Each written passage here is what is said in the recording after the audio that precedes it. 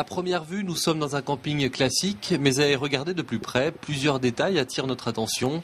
Comme par exemple ces petites mauvaises herbes en bordure. Ici, on préfère les arracher à la main plutôt qu'avec des produits chimiques.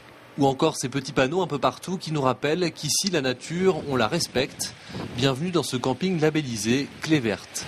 Dans le cadre de la démarche évidemment Clé Verte, il y a essentiellement donc 5 points qui sont les plus importants entre les économies d'énergie, évidemment le bruit en général, le respect de l'eau, le tri sélectif des déchets et le respect global de la nature. Ici, 60% des mobil-homes sont écologiques. On y trouve un éclairage à basse consommation, bien sûr, mais aussi ce robinet avec un débit de 6 litres minute, 2 fois moins qu'un robinet classique.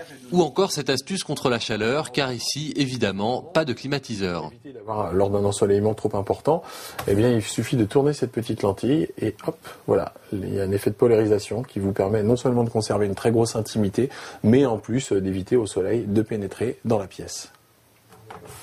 Mais la mission écologique de ce propriétaire de camping ne s'arrête pas aux portes de son établissement. Cette plage, en fait, est malheureusement rongée par les années, par les eaux, par les marées, par le vent. Donc, tous ces territoires de dunes grises que vous voyez chargent à nous d'expliquer à la clientèle qu'il est très très important de la protéger, de ne pas randonner en fait sur la voûte dunaire, mais au contraire d'utiliser plutôt les sentiers.